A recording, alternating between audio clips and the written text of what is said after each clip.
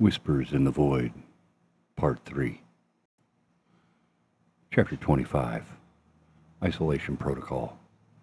The Bellwether's environmental control hub set 2 decks up, behind a reinforced pressure hatch labeled Primary Life Support, Authorized Personnel Only. Ark didn't care.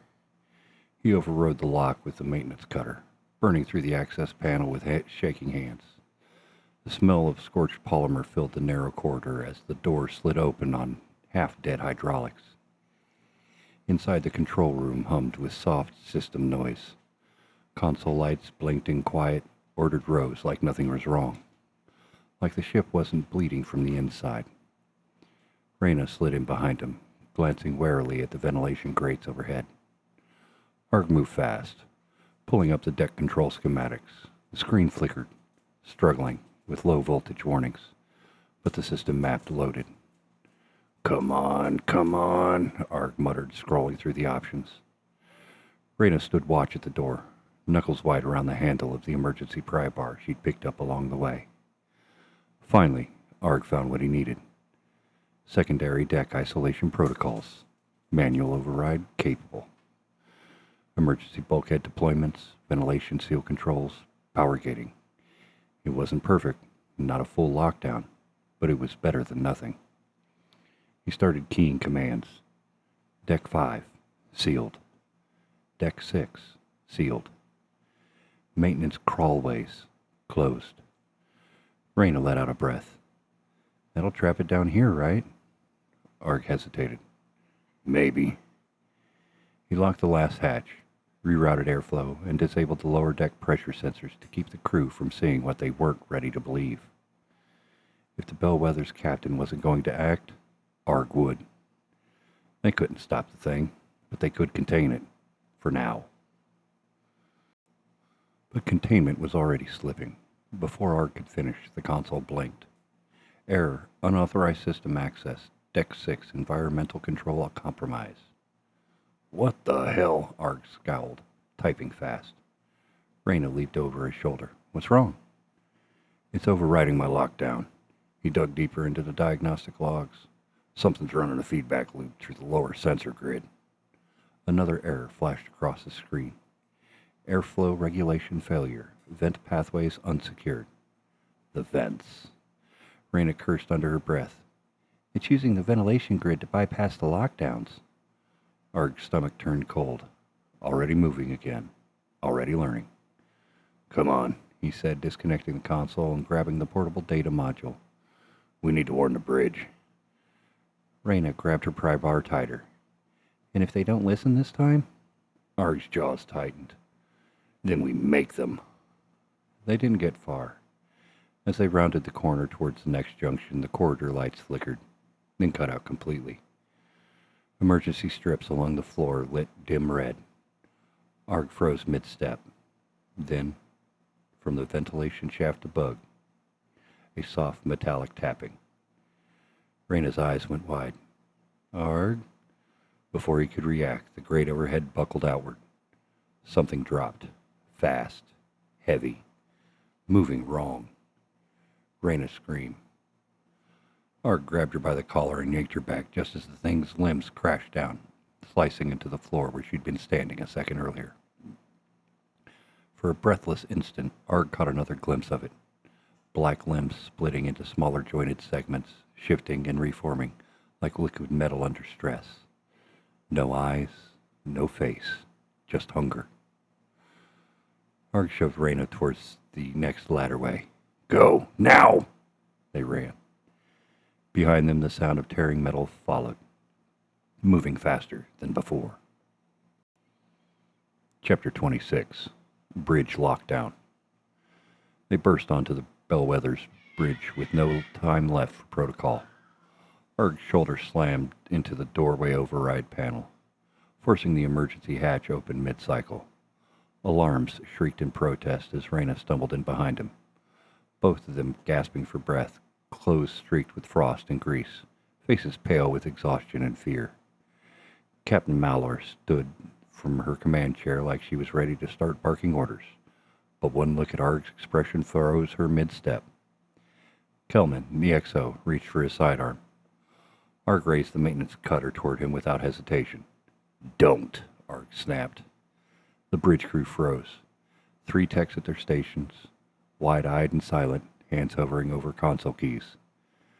Stand down, Mallory ordered, waving Kelman back. Let him speak. Arg didn't waste a second. It's in your ventilation system, he said, voice low, shaking with urgency. Your lower decks are compromised. I tried isolating it, but it's bypassing bulkheads through the maintenance crawlways. Environmental controls are no longer secure. Mellor's stare was hard, but something behind her eyes flickered now, doubt creeping in. Arg took a step closer. One of your crew is already dead, maybe more by now. And this isn't stopping. It's not a technical fault. It's not radiation exposure. It's something alive. Reyna's voice cracked from behind him. We barely outran it twice. It's adapting faster than we are. Kelman opened his mouth to argue, but Malor cut him off. Prove it, she said, folding her arms. Right now. Arg didn't hesitate. He yanked the portable data module from his jacket and slammed it onto the nearest console. The screen flickered with desk schematics, scrolling log errors, and playback footage from Wilk's abandoned tablet. The image of the blurred, unnatural shape moving in the cargo bay played across every terminal on the bridge. For the first time, real silence fell. Malor's eyes narrowed as she stared at the footage. Son of a bitch. Arg drove the point home. You can argue about how it got here later, but right now we need a full lockdown. Malor didn't move for a full breath. Then she barked. Kelman, seal the bridge. Issue a ship-wide emergency alert. Full isolation protocol. Now! Kelman hesitated just long enough to show his fear.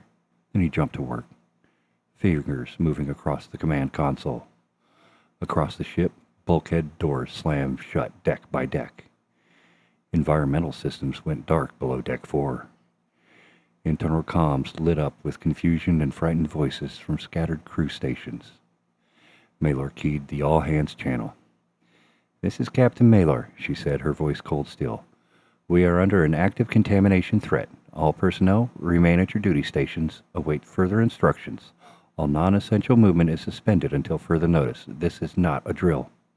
The channel cut. Malor turned back to Arg. Her face had shifted now, not arrogance. Something closer to controlled fear. How bad is this thing? She asked. Arg's gaze dropped to where the flickering deck maps were. Error signals already showed ventilation flows rerouting on their own. It's worse than you think, he said.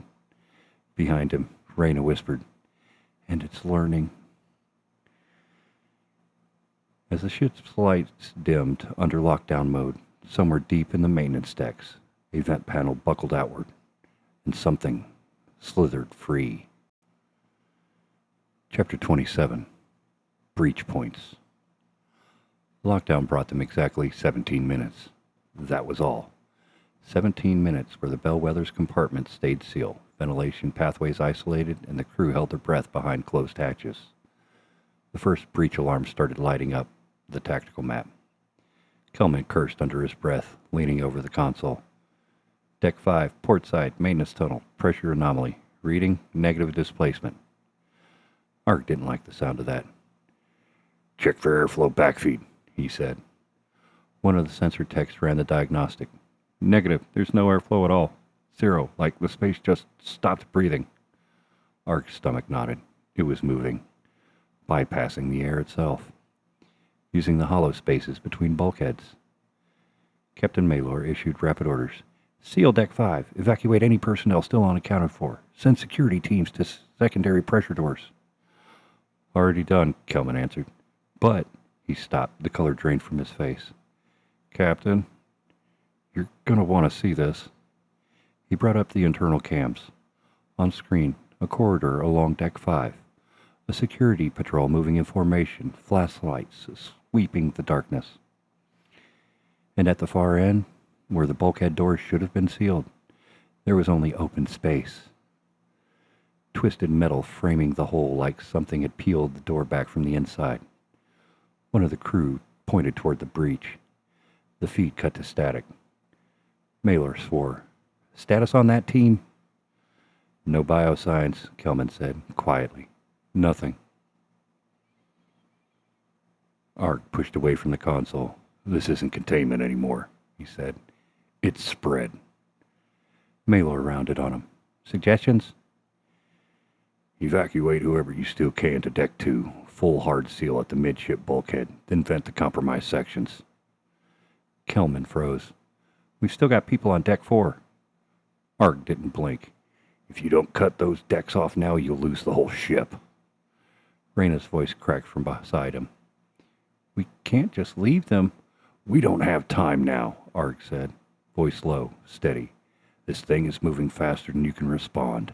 Every minute you wait, it's another corridor breached, another airlock compromised. You lock it down now, or you'll be sealing coffins one deck at a time. Maylor hesitated. Then with a clipping breath, Kelman, get all hands off the decks 3 through 5. Give them 2 minutes. After that, hard vent. Kelman didn't argue this time. Understood. For the next 120 seconds, the bridge was chaos. Crew scrambled to relay the evacuation alert. Screens filled with rushing bodies, crew members sprinting towards the remaining lifts and ladderways. Some didn't make it. Ark watched one camera feed as a crewman, young, barely out of training by the look of him, dragged himself toward a hatch just as it began to cycle close. Behind him, something moved in the dark. Something fast. The camera cut out before Ark could see what happened next. Maylor's voice cut through the comms. Seal the decks. The external venting system engaged with a deep mechanical roar. Atmosphere sucked from 3 full levels of the ship at once. Bulkhead seals slammed home. Warning klaxons fell silent. Then, nothing. The pressure sensors leveled. Kelman slumped back in his chair. Maylor exhaled sharply. The bridge crew sat in stunned quiet, staring at the empty deck maps, the casualty readouts blinking red. Ark stood at the viewport, staring out into the void. We bought time, Maylor said behind him. Ark didn't turn. For now. In the silence that followed, a new sensor alert flashed at the edge of the tactical display. Unregistered mass signature detected, Deck 3, aft service corridor. Kelman's voice broke the quiet. Captain, it's still on board. Chapter 28. Last Stand. The Bellwether's bridge felt smaller with every passing minute. The deck lights dimmed again, this time not because of lockdown protocols, but because power distribution was failing shipwide. Critical systems flickered in and out, life support oscillating between full output and brownout. Kelman cursed under his breath. Main grids destabilizing. Power relays from the port side generator are showing cascade errors. Reyna, still pale but steady, gripped the back of Ark's chair. How much time before we lose gravity? Kelman checked the readout. 10 minutes, maybe less. Captain Maylor stood at the center console, one hand braced on the railing like she could hold the whole ship together by force of will alone. Her voice stayed level, but everyone on the bridge could hear the fatigue. How many crew left? She asked. Kelman scanned the roster.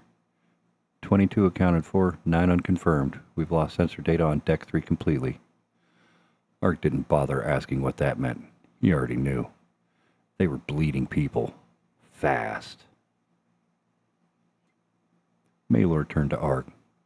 You've dealt with this thing longer than any of us. What is it doing now? Ark leaned over the console, pulling up the latest schematic overlays. If only have something to focus on. It's shifting between the decks, staying off thermal and motion trackers, using the ship's power loss to its advantage. He tapped on the Deck 3 maintenance quarters. If I had to guess, it's moving towards life support, or the reactor. Why? Reyna asked. Ark stared at the screen. Because it knows if it takes that out, we're done. Kelman spoke up from his station. We still have the backup containment field generators near the main coolant lines, but we need to lure it there. Bait it? Reyna said. Maylor nodded grimly. Exactly. Ark exhaled slowly, then stood. I'll do it. Malor blinked. What? I've seen how it moves. I know what draws it out. If I can get it to chase me, I can get it into containment. Reyna grabbed his arm. That's suicide.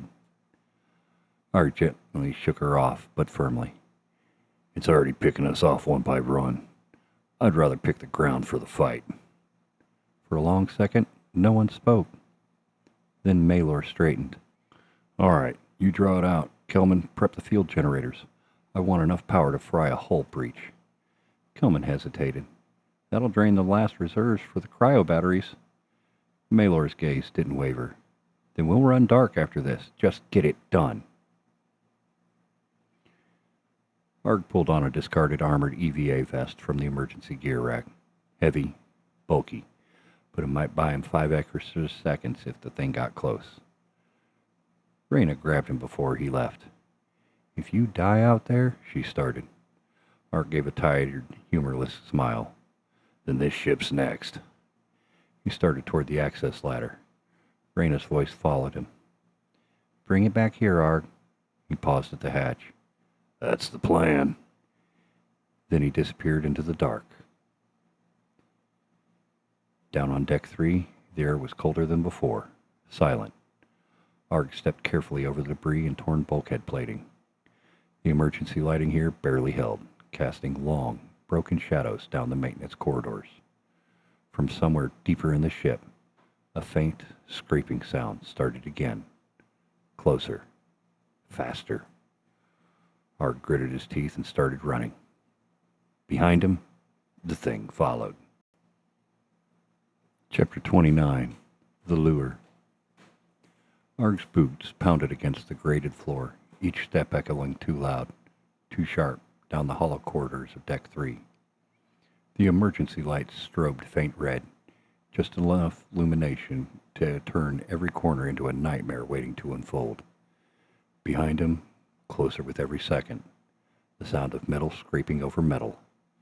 It didn't run. It didn't stumble. It moved like inevitability.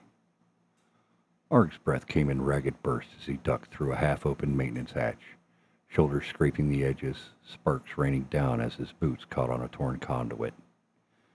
The cut-down EVA vest felt heavier with each stride, the added weight pulling at his already burning lungs. But he kept moving. Faster. Pushing deeper towards the aft coolant transfer junction, the one place on the ship where they still had enough localized power to trigger the backup containment field, at least if Kelman did his part. Up on the bridge, Kelman worked the console like a man trying to outrun his own grave. Field generators are spooling up, he called out, hands trembling over the controls. Charged to 60%, 70, come on. Reyna stood behind him, chewing her bottom lip raw, eyes locked on the internal trackers. Arg's signal blinked between decks, darting from corridor to corridor, his comms channel silent. He wasn't wasting time with conversation now, just running. Malor stood rigid near the viewport, watching the ship's power grid drain level by level. We've got one shot at this, she said. Tell me when it's ready. Kelman didn't answer. He was too busy praying the old system wouldn't fry before they hit critical threshold. Arg rounded the last corner, half sliding across a patch of condensation near the junction entrance. The air here tasted like copper. His motion tracker, borrowed from the maintenance locker, blinked wildly. Too much interference. Too many moving masses. He didn't need it anyway. He could feel the thing behind him now. The cold. The pressure. That sinking weight, like the air itself recoiled in its presence. He reached the junction's main chamber and skidded to a stop. The containment coil stood in the center of the room, thick metal ringed, half buried in coolant lines. A crude solution, but it might just work. Arg slammed his fist on the manual field trigger, arming the proximity sensors. The generator hummed weakly to life. Amber warning lights flickered overhead. 90% charge, Kelman's voice crackled over the comm. Arg could hear the thing closing the distance now, its limbs scraping against bulkhead walls as it shifted angles, moving faster, like it knew the trap was being set. "Kelman," Arg shouted into the comms. "How much longer?" 30 seconds. Hold position." Arg ripped a nearby pipe loose from the wall and turned towards the hatch. No more running. The corridor beyond twisted with shadows. Then it appeared. Flowing forward like liquid shadow, reformed into violence. Too many limbs, too many angles. It moved faster than any living thing should. Arg let out a broken breath. "Come on," he whispered. The creature lunged. Arg dove sideways at the last possible second, rolling across the cold deck just as the thing's limbs scythed towards where he'd been standing. "Now, Kelman, hit it!" For one breathless instant, nothing happened. Then, the containment field ignited with a deafening crack of charged ions. Blue-white arcs of energy surged through the chamber, slamming into the walls with blinding force.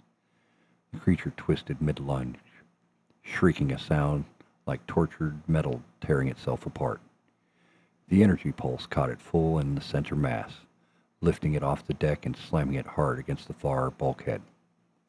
For 3 full seconds, it thrashed, flickering between visible and not, like the laws of reality couldn't decide if it should exist anymore. Then, the thing collapsed, convulsing once, twice, and went still. Smoke filled the chamber. Arg stayed on the floor coughing, heart hammered against his ribs like it wanted out. His earpiece crackled. Reyna's voice. "Arg? Arg, are you—" "I'm here," he wheezed. Silence. Then Reyna again, shaky, half laughing, half crying. "Jesus, you did it." Arg didn't answer right away. His eyes stayed locked on the unmoving heap of twisting limbs laying inside the containment field. Black, motionless, dead? Maybe. But after everything they've seen, Arg wasn't ready to believe it just yet. Up on the bridge, Mailer slumped into her chair, exhaling like she'd been holding her breath for hours. Kelman wiped sweat from his face. For now, the Bellwether held. For now. Chapter 30. Aftermath. The Bellwether limped through space like a wounded animal. 3 decks sealed off permanently, power at 40% and dropping. Life support systems throttled back to emergency minimums. Hull integrity compromised along 6 pressure lines. And somewhere in the aft coolant junction, the thing's remains still smoldered inside the containment field. Arg stood outside the sealed chamber now, staring through the observation viewport. What was left of it barely resembled anything he'd seen before. The body had twisted inward, almost folding in on itself like metal pulled into a collapsing magnetic field. Burned limbs curled tight against a scorched central mass, glossy black surface cracked and split like overcooked steel. But still, no biological markers, no blood, no obvious internal organs, just matter. Wrong matter. Reyna stood beside him, his arms crossed, silent for a long time. "Is it dead?" she finally asked. Arg didn't take his eyes off it. "I don't know." In the ship's main conference room, what was left of the senior staff gathered. Kelman, face drawn and eyes sunken, scrolled through the casualty list. 12 confirmed dead, 5 missing, presumed lost during venting. 3 more critical in medbay, and structural engineers are reporting microfractures along the main spine. We're barely holding together. Maylor sat at the head of the table, her uniform streaked with grease and coolant. No one had showered in 20 hours. No one cared. "We rerouted power from secondary comms to propulsion and set a burn for Ceres," she said. "We can limp there in 4 days. Emergency beacon's already live." Kelman hesitated. "And the thing?" Maylor's gaze hardened. "We don't touch it. We don't go near that containment field until Ceres Command sends a hazmat extraction team. Understood?" Everyone nodded. Arg leagued in from the far side of the room. And you'll tell Ceres what really happened here? Malor's jaw tensed. For once, she said, yeah, I will. Later, back in the med bay, Arg sat alone at the edge of one of the empty gurneys. His hands trembled. Not from adrenaline. Not anymore. Just exhaustion. Reyna found him there in a few minutes later, sitting in the dark, staring at nothing. She sat beside him without speaking. For a long time, neither of them said a word. Finally, Reyna broke the quiet. So, what happens now? Arg let out a tired, bitter chuckle. I fixed the widow, he said, or what's left of her. Reyna shook her head. You're going back out there? Arg nodded. The belt's still the only place I know how to breathe. Reyna rested her head against the wall behind her. Well, if you ever want company out there, maybe let me know. Arg smiled at that, just a little. Yeah, he said softly. Maybe I will. Far below deck, inside the containment chamber, the burned remains of the thing stayed still. The field hummed softly, and deep within the center of the twisted mass, something shifted, just once, then went still again, for now. Chapter 31. Port of Call, Ceres. Ceres hung in space like a bruised moon, half lit against the black, its curved surface veined with docking ports, calm spires, and radiation-hardened hab domes. The Bellwether's engines sputtered them in on final approach, running dark on backup power, hull patches still half-melted from emergency venting days before. Arg stood on the bridge beside Captain Malor, staring at the approaching station through the viewport. Docking Bay 32, Kelman said from his comms console, his voice hoarse. Emergency clearance approved. They're waiting for us with med teams and station security. Malor didn't look at him when she spoke. Tell them to keep the hazmat teams standing by at the airlock. Full decontamination protocols. No one touches the cargo bay without a level 3 biosuit. Kelman relayed the message. Arg stayed silent. His mind drifted back to the cold crawl of airless corridors, the weight of Reyna's breath behind him as they ran, the brief, bright burn of containment energy crackling through the steel, and that last, faint shift inside the creature's remains. He hadn't told anyone about that. Not yet. Not until he knew what it meant. Docking was rough. Thrusters failed during final alignment, forcing the Bellwether's crew to grapple in manually with station tethers. By the time the airlock seals hissed open, half the ship smelled like ozone and melted wiring. Ceres' emergency response flooded the entry corridor, hazmat suits, decontamination foam, stretchers for the wounded. Medics moved fast, loading the worst casualties first. The uninjured crew were herded through portable scan station, checked for contamination markers. Arg let them drag him through the protocols without protest.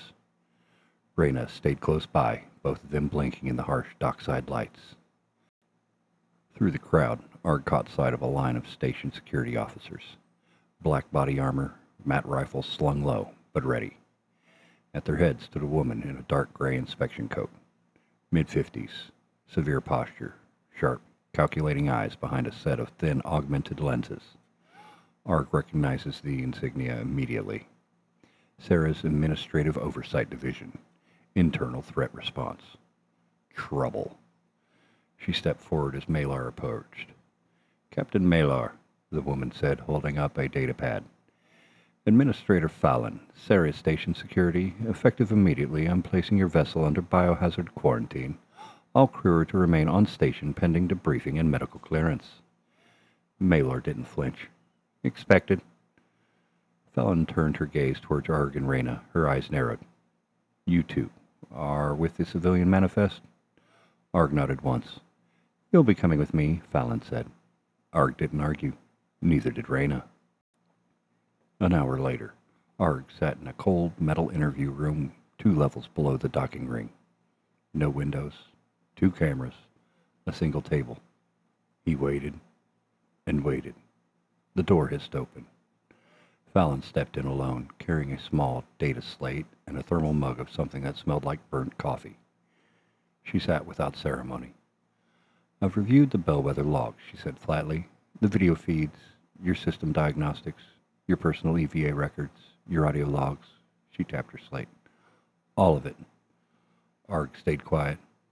Fallon's gaze stayed locked on him. "Explain something to me, Mr. Arston." He lifted an eyebrow. "You encountered a non-human entity," she said. "One capable of breaching sealed bulkheads, bypassing atmospheric controls, and resisting extreme environmental hazards. You engaged it, contained it, and survived." She set the slate down. "Why didn't you kill it when you had the chance?" Arg's throat tightened. He leaned back in his chair and answered honestly, "Because I don't think it can die like we do." Fallon didn't blink. For a beat, the only sound was the low hum of the station's air recyclers. Then she stood. "Stay available for further questioning." The door hissed shut behind her. Arg let out a long, slow breath. Somewhere deep in the station, something told him this wasn't over. Not by a long shot. Chapter 32. Quarantine Shadows. The quarantine wing of Ceres Station smelled like antiseptic and recycled air. Arg sat on a narrow bunk in observation room 3, staring at the ceiling. The overhead lights buzzed faintly, cycling from white to pale amber every 6 seconds. Station power management on low priority. They'd locked him in here 12 hours ago. Reyna was somewhere nearby, in another room. He hadn't seen her since the decontamination gauntlet at docking. He kept replaying the same questions in his head. But what had Fallon seen in the Bellwether logs that disturbed her enough to escalate? Why the long silence since? And why?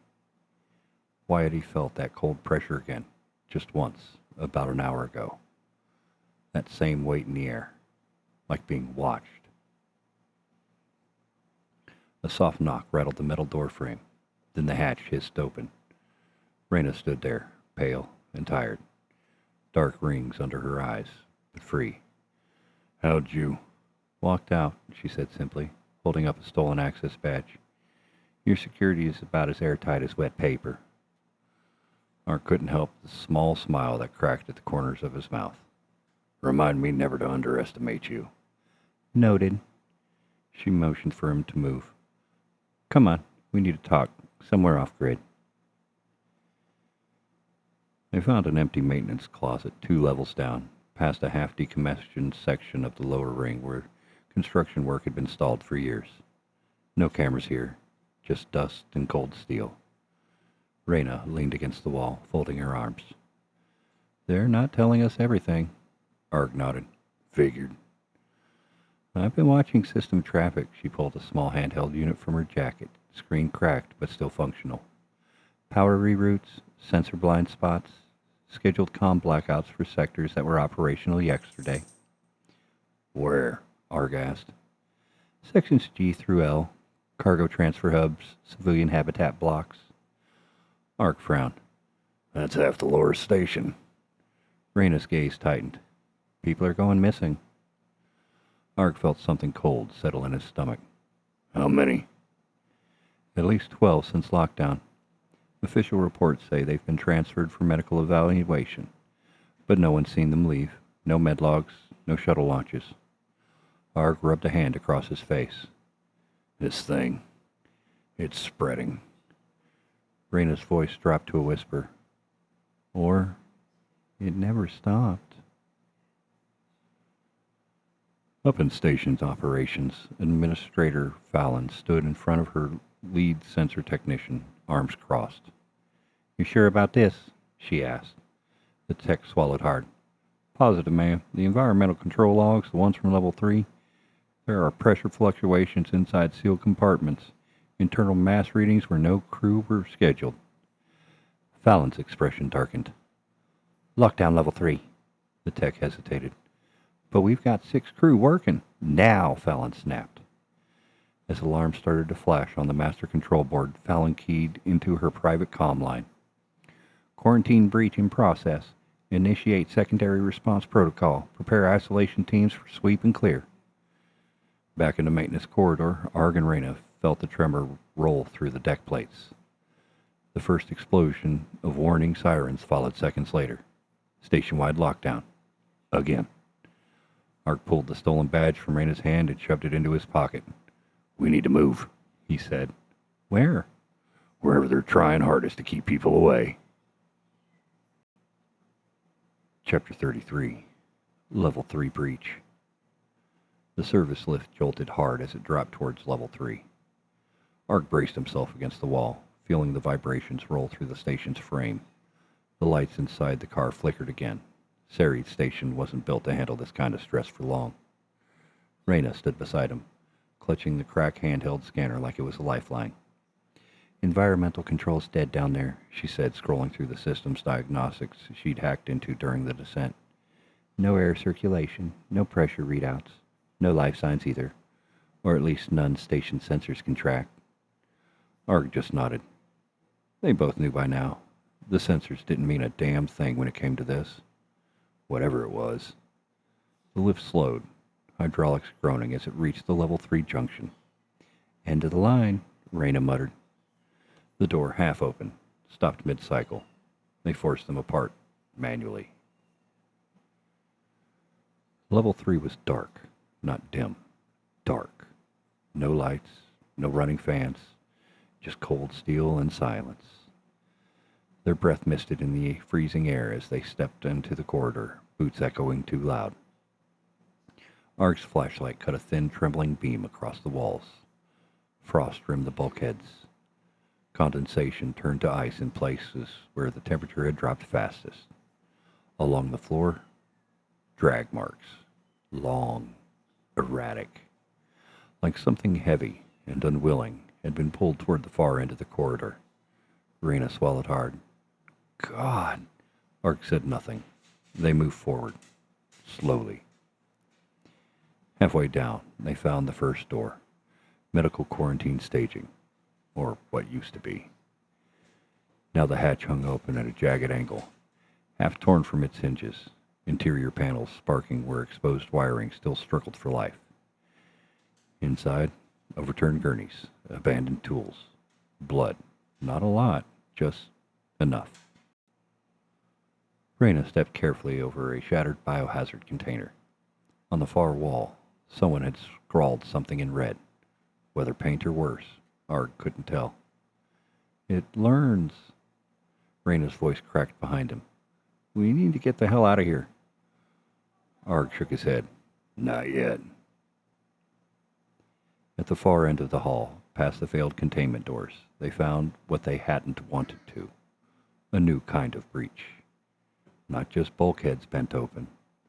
The wall plating itself, gone.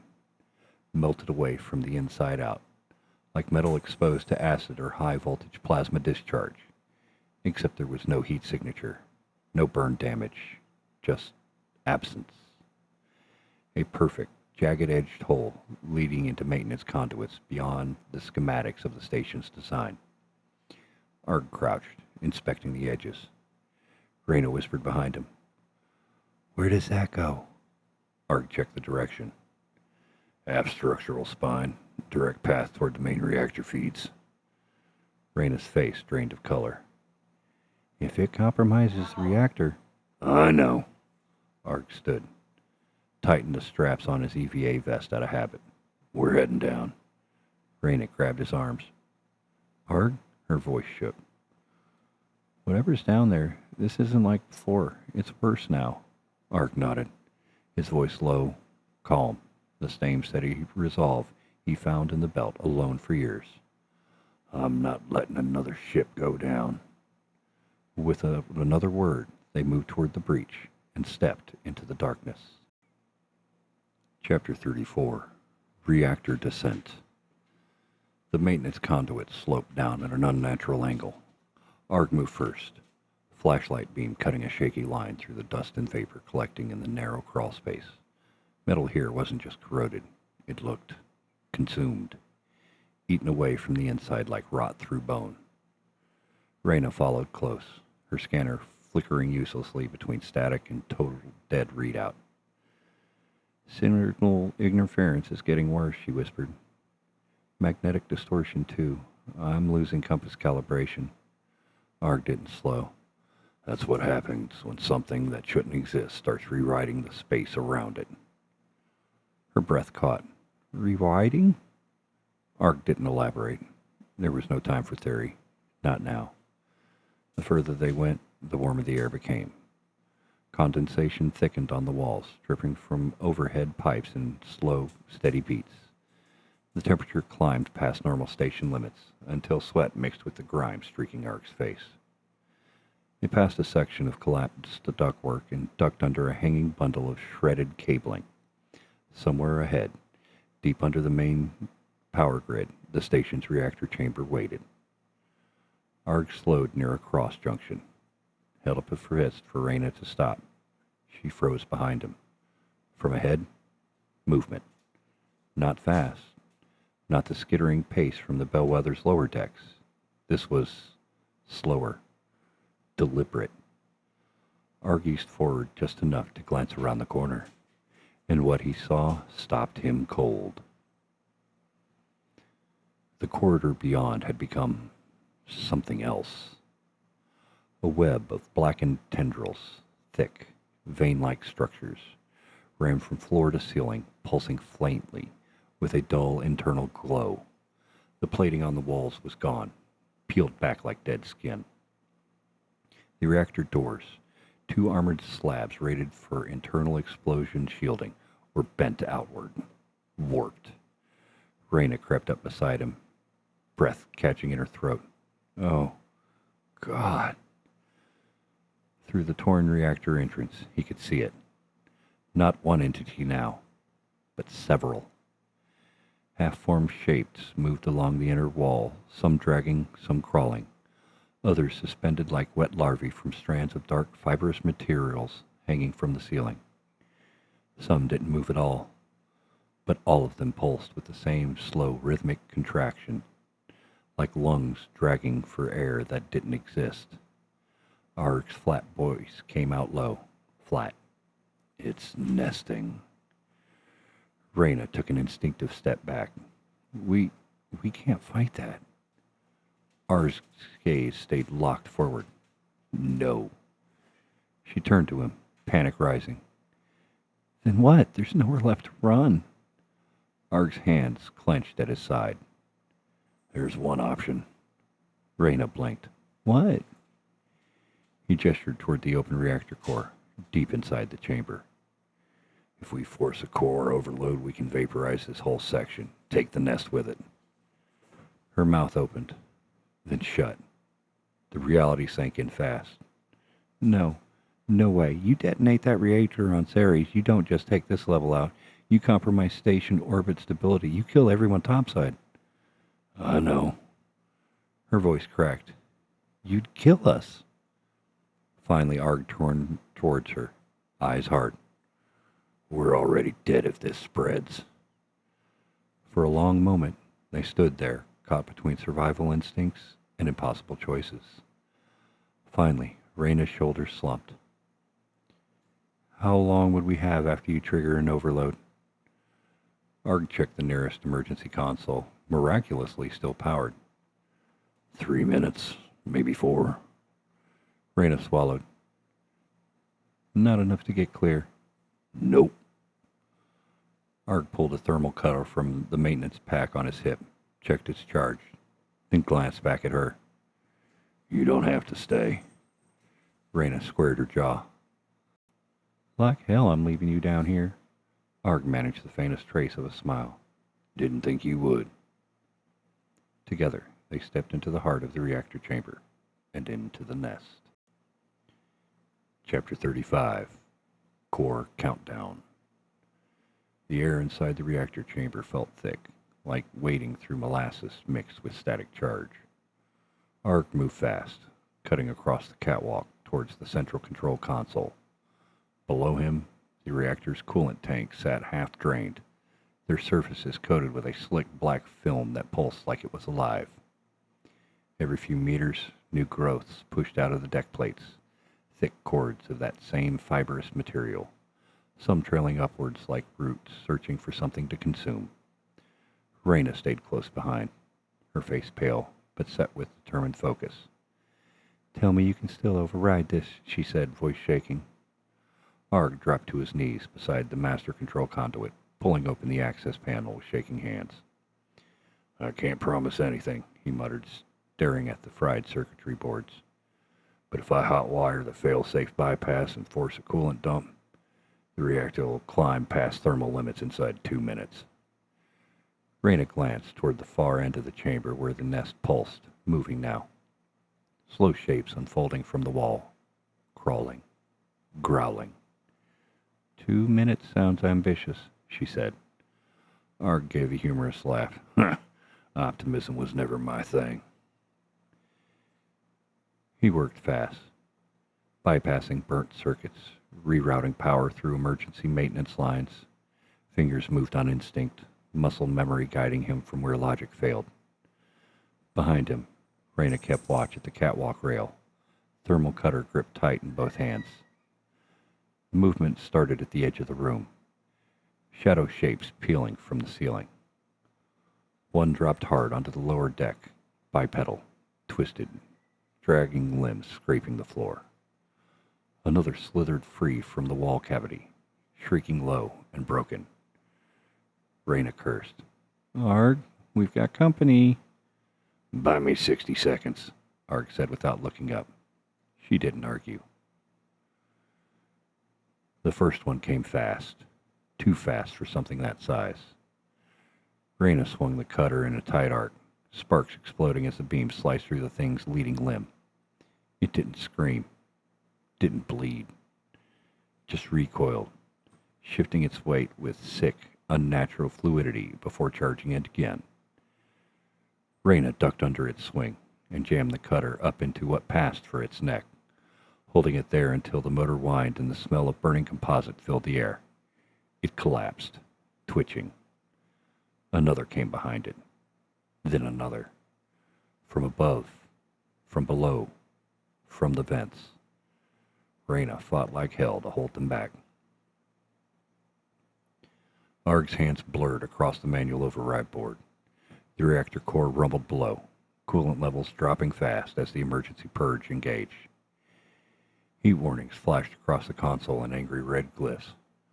Almost there. Almost. A sharp crash behind him. Reyna screamed. Arg spun. One of the larger ones had her pinned, multiple limbs coiling around her torso, dragging her towards the far edge of the platform. Without thinking, Arg grabbed the nearest tool, a length of exposed conduit pipe, and charged. He swung with everything he had. Metal connected with bone, or whatever passed for it, and the thing reeled back just enough for Reyna to scramble free. Together, they staggered back towards the control panel. Arg didn't wait. With one last bypass command, he slammed the activation switch. The reactor's primary fail-safe alarms began to howl. Core overload imminent. Evacuation recommended. Arg grabbed Reyna's arms. We run. Now. They tore back through the maintenance conduits, stumbling over loose debris, ducking falling panels as the station's infrastructure began to buckle under the rising heat and pressure. Behind them, the reactor chamber pulsed brighter and brighter, orange light bleeding up through the floors like sunrise from hell. The walls shook, ceiling panels crashed down. Somewhere overhead, Level 2's bulkhead seals began to fracture, station-wide integrity dropping like a stone. Reyna coughed hard, lungs burning as they reached the last junction near the lift shaft. Arg hit the emergency ladder, climbing 2 rungs at a time. Below them, a final, blinding white flash lit the corridor. Then came the shockwave, and everything went black. Chapter 36. Fallout. Darkness stretched for what felt like forever. Arg's mind floated through the void, weightless and empty, until a distant beeping clawed him back. He cracked open his eyes. The sterile glare of the medical bay flooded in. White walls, the hum of ventilation, the faint, bitter smell of antiseptic. He was alive. Breathing shallow, he moved a hand to his chest, felt the steady beat beneath the thin hospital ground. Reyna sat nearby, eyes heavy but alert. She looked as wrecked as he felt. "Welcome back," she whispered, voice hoarse. Mark blinked slowly. "How long?" 3 days. His head throbbed, memories flooding back in shards, the reactor overload, the explosion, the screaming shadows. He tried to sit up, but a sharp pain shot through his ribs. "Easy," Reyna said, steadying him. Outside the bay, voices echoed down the corridor. Malor, Fallon. Their conversation was muted, but Ark caught fragments. Limited survivors, station heavily damaged, containment procedures. Ark's jaw tightened. "Is it over?" Reyna looked away. "We don't know." The door slid open. Malor stepped in, eyes tired but resolute. "You're lucky to be alive, Arston." He forced a grim smile. "What about the station?" Malor's gaze hardened. "Ceres is stable, but barely. The explosion damaged critical systems. Large sections evacuated or sealed off. Casualties are high." Ark's stomach twisted. "And the thing?" Malor hesitated. "Containment teams recovered what they could. Samples sent for analysis, but," she looked him in the eye, "there's no telling if it's truly gone." Ark closed his eyes. "Then we keep fighting." Malor nodded. "This isn't the end. Not yet." Outside, through the bay window, the battered shape of the Bellwether floated tethered to a temporary station dock. Silent. Waiting. Ark's voice came low, steady.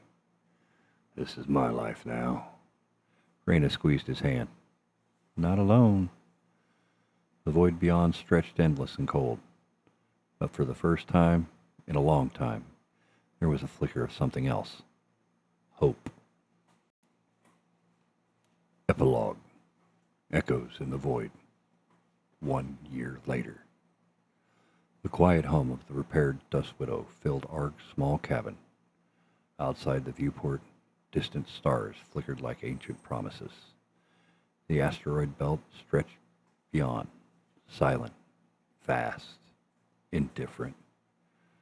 Ark sat before his warm, calm terminal, fingers hovering over the keyboard. He hadn't uploaded a new video log in months. Not since the Bellwether incident. Not since the quarantine. Not since everything changed. He typed a few words, then deleted them. The weight of the past year pressed heavy. Loss, fear, survival. It all clung like dust on his skin. But somewhere beneath the scars was still the same man who once left Earth to escape ghosts. Now these ghosts aren't just memories. They were warnings. A call to watch. To wait. To fight. He leaned back and spoke half aloud to himself, half to the empty cabin. "Out here, you listen to the rocks. You listen to the silence." He smiled faintly. "And sometimes the silence listens back." Ark's fingers finally found the keys. He hit record. "Welcome back to the Void Miner channel. One man, one ship. The silence of space." Outside, the Dust Widow's engines thrummed steadily. The belt awaited, and Ark Arston was ready to face it again. The end of Whispers in the Void.